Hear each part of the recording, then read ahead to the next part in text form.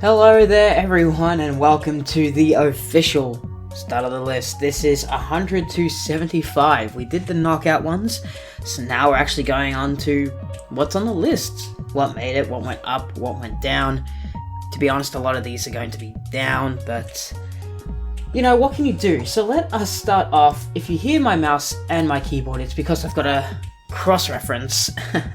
Basically, I have to see what position all these games were in 2018. I have the current list and last year's list here. So, number 100, let's start this off.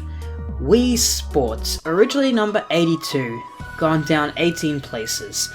And honestly, I can't bring myself to put this out of the top 100. I can't knock it out. I mean, it's not meant to be this whole full-blown game. It is very obviously a little like micro sort of experience, the introduction to the Wii. But the reason this is on the top 100 list is less to do with the actual gameplay and the enjoyment, but just how many hours I spent on it, and also the connections that I have with it, with my family, with my grandpa. So that's why I can't find it in my heart to really knock it out. This is my own personal list, and my own personal nostalgia for this game reaches sort of too high up to really have it knocked down out of it. So I think Wii Sports is gonna stay sort of in this position. So there we go. Number 99, we have Over the Hedge, originally 81st, down 18 as well. I have not played this game for a long time, but that's because I don't have the game. My disc was irreparably scratched from my teenage years of not taking care of discs, plus getting it pre-owned in not the best condition to start with. Basically, I think this could go back up if I actually played it again, but it's been so many years that really I don't find it fair to base the game off just my nostalgia of, oh yeah, I remember playing this game, when there's so many on the list now that it's like, well, I played this year, last year, I know how this plays, so had to knock it down a few. Number 98, Call of Duty Black Ops 2, originally 85, knocked down 13. Now, if you saw my knockout list, you'll notice that it went from 100 to 83 and then a random one at 64th. We missed 85. That's because out of 83 to 100, Call of Duty Black Ops 2 is the only game to survive the knockouts. It's the only game that was that low that I thought, no, you know what? This game is better than that. Honestly, I know I'm someone that also gives Call of Duty that rap of just the big bang bang shooty game with not too much depth or anything in it that just kids play and swear over their microphones at. But honestly, if you give the games a chance, the Modern Warfare series and the Black Ops series, well, the first 3 Black Ops series before they fucked it all up with 4, but let's ignore 4.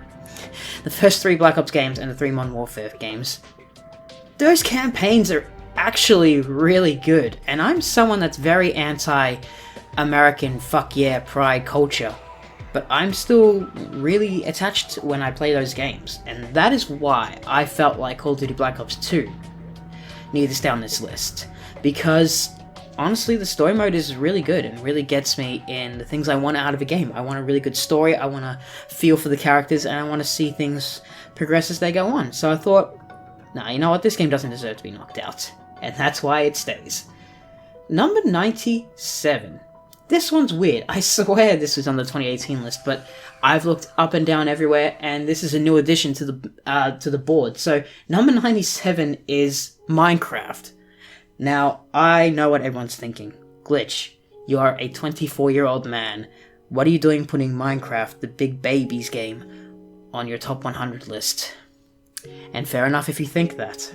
But this might come up a few times while we're doing this list, and it came up, I think, in the knockout rounds. I play games to relax. I live a stressful life outside of games. I don't need to be stressed inside of games. And you also need to remember, I don't count any of these games off their online modes, their multiplayer modes. Nope, single player only. Or couch co-op. And this is a game that exceeds in both. It's fun to play with mates and screw around, but mostly I just like to chill and play it solo. I don't do any of the complicated stuff. I don't make machines in redstone or anything. I just build crappy houses, dig for diamonds, make crappy armor. I don't really do any of the update stuff. I don't tame parrots and horses really, or go and find biomes. Honestly, I'm just content to have a game where I can just sit down and chill, build some stuff, and yeah, not really have to think about anything. Sometimes it's nice to just sit down and be like, okay, just this is what I want to do. I want to relax, no worries, no issues, and Minecraft is a great game for that. And I do believe that the stigma of, oh, it's baby game, it kind of has that stigma to it, especially with the whole YouTube culture. Fortnite's got that stigma because of that as well, but really I do think Minecraft's a great game, so there it goes. Number 96 is Mario Party 3. It was originally 80th place, down 16 spots. Didn't go down as much as everything else because I retrospected.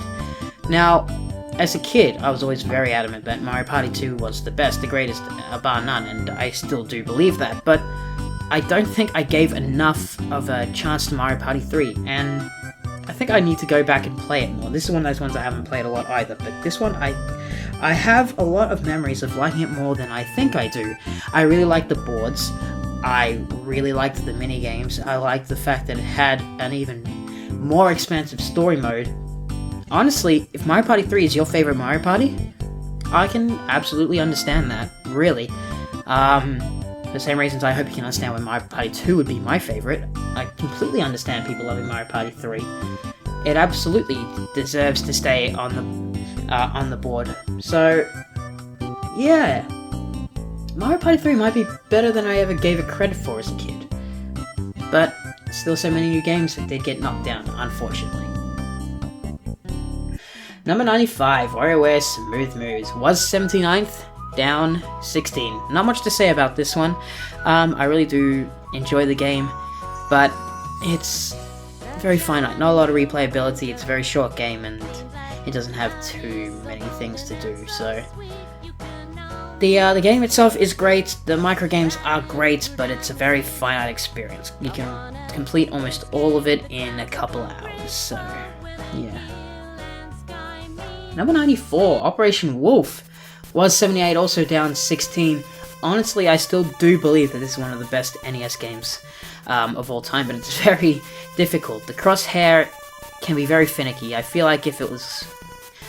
Now, I had this game on original NES hardware. I had a light gun. That worked. I played Duck Hunt and stuff as a kid, but the light gun never worked with this game as a kid, and it always frustrated me, so I always had to play with the controller. And I feel like this would be better as a light gun game, like in the arcades. And it might help me actually beat the game. But with controller, it's kind of one of those things where it's like, I can't really do this. I can't beat the game. I can get to stage 5, but I can never get to stage 6. I played it so much as a kid that I used to be able to get to stage 6, but no, I never saw the ending playing controller. So, unfortunately, it's even harder to get this game to work now with light gun than it was as a kid, because while I still do have my proper old TV, getting a working NES and light gun and copy of the game is a bit of a different story. So, it's unfortunate, but I can't base everything off nostalgia, and Operation Wolf's one of those ones that sort of fall by the wayside. Number 93, Pokepark 2 Wonders Beyond, was 76, down 17, and it's still a great game, but honestly it doesn't really hold up to how Pokepark 1 is. There's a lot of new things it introduces and a lot of things it takes away. Personally, I can see Pokepark 2 being better to some people. There's more of an adventure-y mode, there's more things to technically do, but I think one of the things that drew me into the first game so much is that it was just a very... like Minecraft, you sit down, you have no worries, it's very easy to 100% and complete.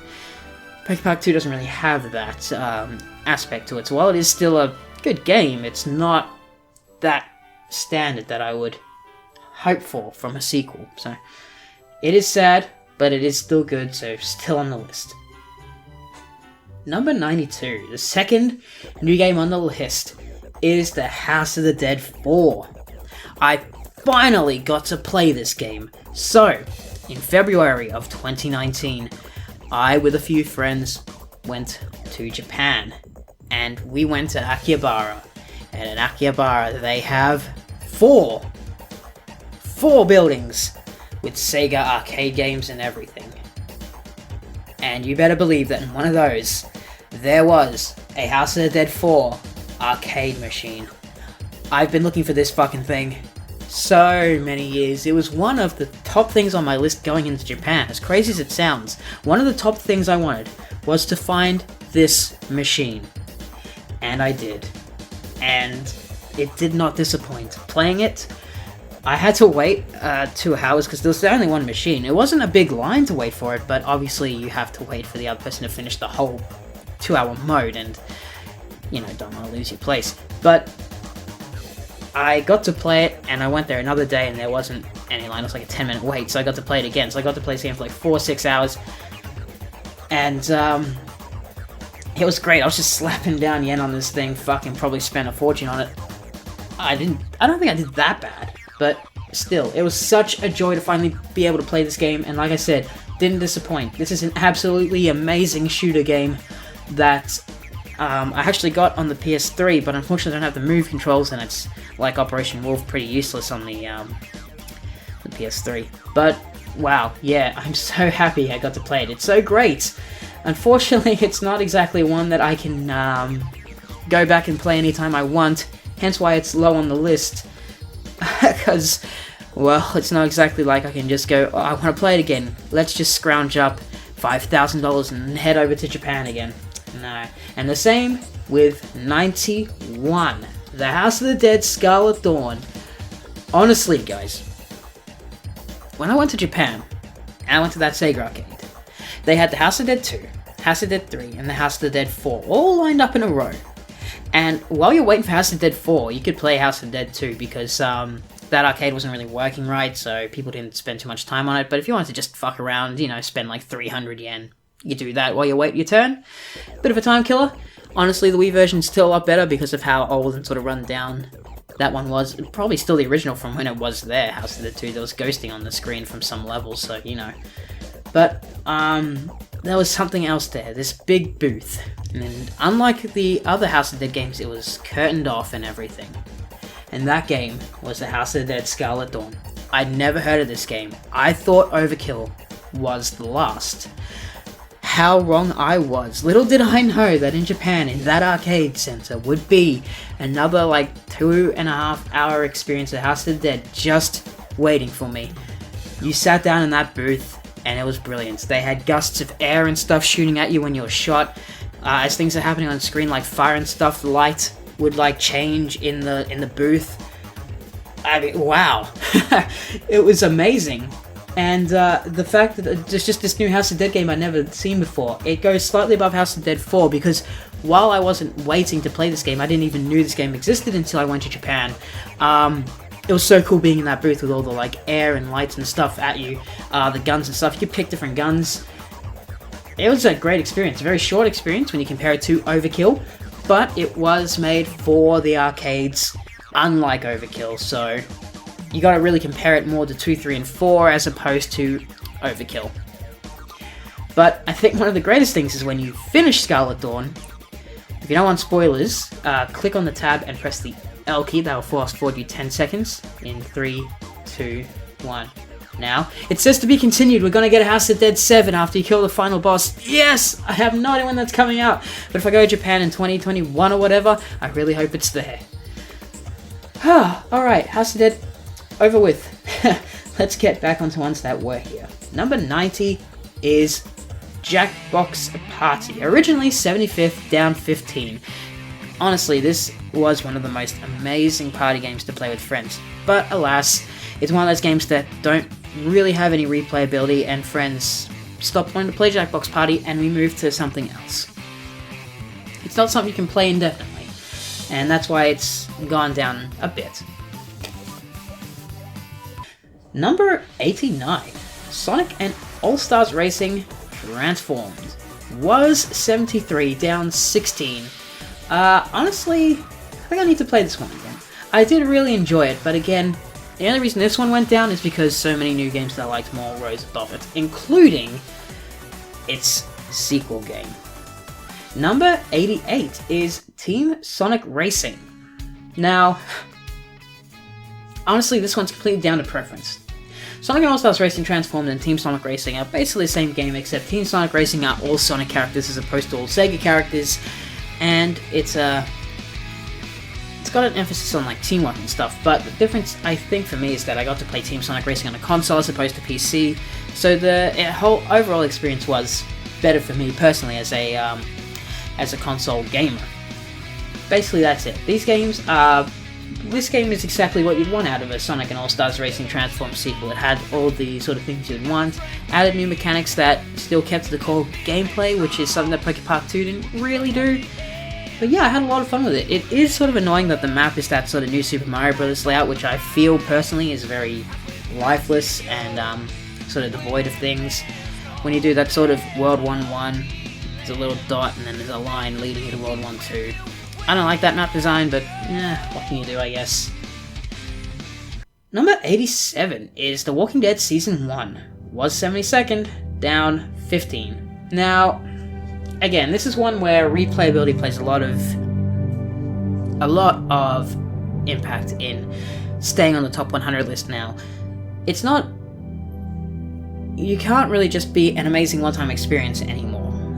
You can be, but you will be lower on the list, such as The Walking Dead Season 1, which is an amazing, amazing experience for the first time or two, but the replayability is very limited. I might come back to this in a year or two, like I said at the Knockouts, but honestly, once you've played it a couple times, that's sort of it.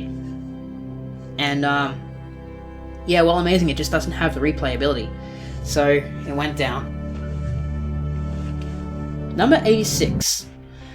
Kingdom Hearts Birth by Sleep 0.2. Was 70, down 16. What can I say? This game is absolutely beautiful looking, and the combat is very fluid and exactly what you would expect in a Kingdom Hearts game. The problem is that it is a short demo, which means it can never be as high as the rest of the Kingdom Hearts series. It's just as simple as that. I've always struggled with the thought of should this even be included here, as it is a demo, but when you look at what it is, when you've got Kingdom Hearts 2.8 collection coming with 0.2 to make Kingdom Hearts 3 the lead-in to Kingdom Hearts 3 is this game, you do have to consider it. You can't just throw this game out as just a demo. This is story. This is development in the in all the characters and stuff. So you can't just throw that out and say, nah, it's just a demo, it doesn't count. But if you are counting it as a game, it's a very short game that just sort of showed off what Kingdom Hearts 3 would be, while giving us a bit of the backstory we need coming into the game. Number 85, Call of Duty Black Ops 1, was 74th, down 11. So far, this is the one that has gone down the least, only 11 spots, and that is because, like I said, I'm really actually appreciating more the campaign mode that comes with the Call of Duty games. And the reason that Black Ops is, this high, and the Modern Warfare games are sort of in the, 102, 103 range or whatever, not really making it on the list yet, is because the Black Ops has the iconic Zombies mode as well, on top of these really cool story modes. And what can I say, just the original Call of Duty Black Ops, I know I say original even though there was the World at War zombies, but the original Black Ops zombies, some of the most nostalgic Call of Duty memories that I have, I got into the series late. I'm one of those people that got into Call of Duty probably at the target age, 15 or 16, as opposed to 11. But yeah, so around that time, 9, 10 years ago now, that's when Black Ops 1 hit the scene, and I absolutely loved it. Stays on the list. Number 84, Mario & Luigi Superstar Saga, was 71st, down 13. This game does have some annoying features, puzzles and stuff that are just sort of more tedious than anything, and that's why it got knocked down, basically. Nothing too much to do with the game itself. The combat and stuff is still fun, the writing, the music and everything, but it can be a bit tedious to sort of go all the way through, just with the overall stuff. Number 83, The House of the Dead Overkill, was fittingly 69th, but has since dropped down 14.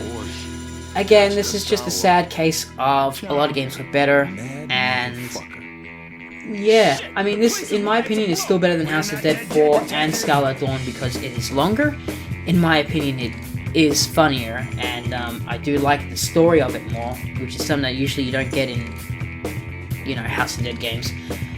And yeah, I can actually, you know, play it anytime I want, as opposed to Scarlet Dawn, which I can't play, period, or the House of Dead 4, where I would have to buy some PS Move controllers, so yeah, House of Dead Overkill definitely takes the cake on that. Number 82, Mario Party 4, was 68th, also down 14 spots. Again, one of those ones where better games just came along, but honestly, I still have to praise Mario Party 4. I feel like it was one of the last.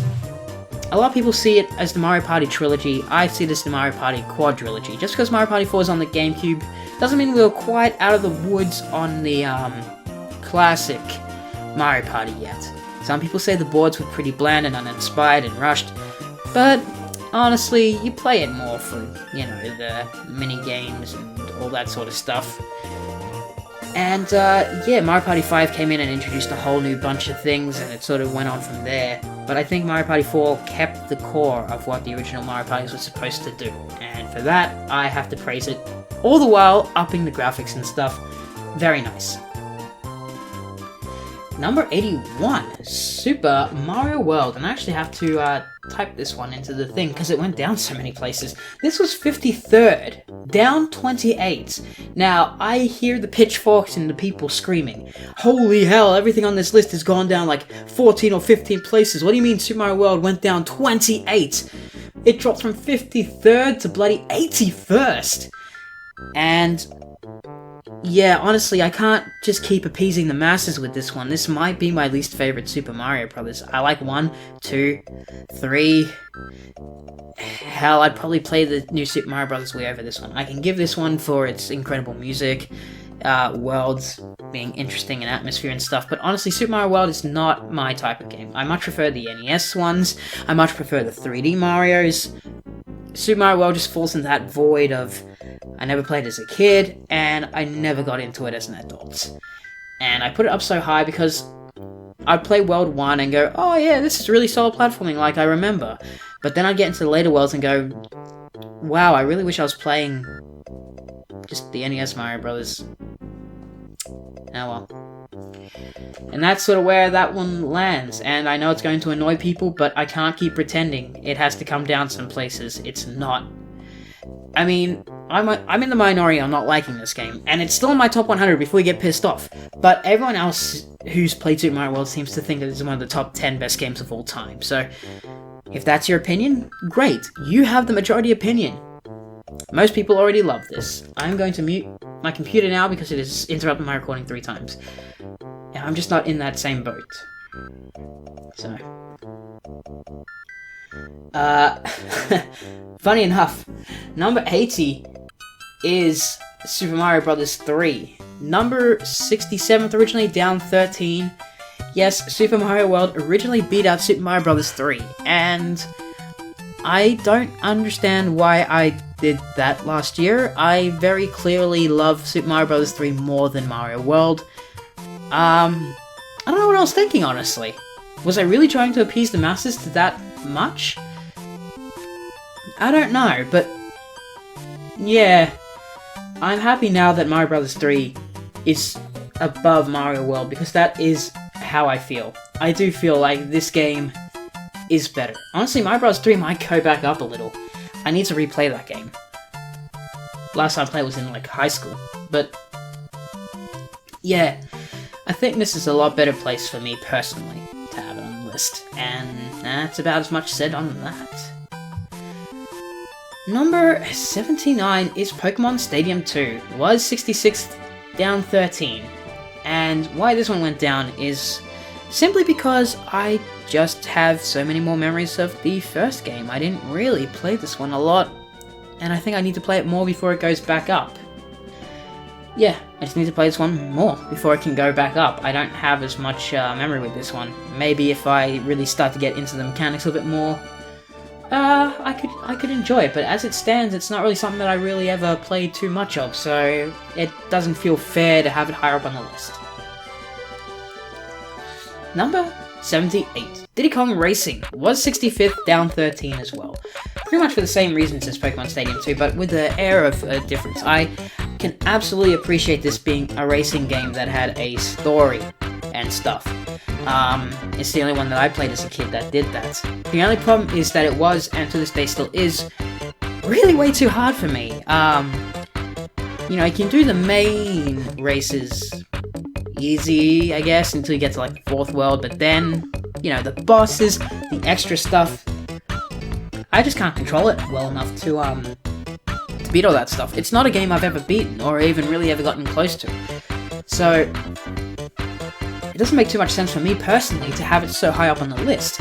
But again, it's one that I recommend you play, and if it is a game that you can control really well, absolutely have it higher up on your list. It's just not my kind of game, but again, with all this stuff, I do have to remind people, it's still in my top 100. I still like all these, okay? Okay. Number 77, Pokken Tournament, was 63, down 14 places. And I'm still talking about the Wii U one. In 2018, I said I was going to play the Switch version, and I never did. I never got around to it, and I never bought it. I've only ever played the Switch version once, my cousin's copy of it, and honestly, to me, it seemed like the same game. So, if I do buy the Switch version, it's going to be one of those ones where it's the same game, but a couple extra things were added. You know, Mario Kart 8 Deluxe, and I'll put it up just because of that, but there's not too much difference. If you got the Wii one, the Wii U one like I do, just stick with that. It's still a great game. So yeah, unfortunately I just never gave it the real... I'm not a fighting game person. I'm absolutely a Pokemon game person, but yeah, not really into fighting games, and that's why I never made the jump from the Wii U version to the Switch version, basically. Number 76 is Paper Mario: The Thousand Year Door. Was 62nd, down 14. And, honestly, I'm gonna say this for this, I'm gonna say this much. For 2020, don't expect this game to be in the 70s. I don't think it's gonna go down. I think it's gonna go up. I genuinely believe that I'm actually growing more and more of a fan of this game every time I play it. It honestly might start creeping up to about as high as the original Paper Mario on the list. So, look out next year. Paper Mario 1000 Year Door might be going places, and places up on the list, not down on the list. Maybe it'll go back to its original, what was it, 62nd. Might go back up to that, honestly, I don't know. But, yeah, we'll see with that one. Jury's still out on 1000 Year Door. Finally, 75, and rounding up the bottom quarter of the list, Kirbys Adventure Wii was 61st, also down 14. It's just the thing, better games appeared, and that's really all I've got to say on it. I still really do like this game. Again, it's one of those games that do that linear, world by world on the map screen sort of thing, but at least this one has different worlds. I know they all have different worlds, but this one has different planets you can hop back and forth to. It's slightly better than the regular formula of it. Slightly. Beats the heck out of Team Sonic Racing's overall map, and that's about all you can say. Honestly, this one's a bit cookie-cutter when you compare it to the NES and the Switch version. You know, NES is the best of the retro style, and the Switch version is the best of the modern Kirby, and you've just sort of got Kirbys Adventure Wii just plonked in the middle. A really solid game, but we've got so many other better options now. And honestly, if I played the 64 version, who knows, it might go down even more. So, I don't know with that one, but it's still a great game, and that's why it is at the very top of the first quarter. So, there we go. That is 175.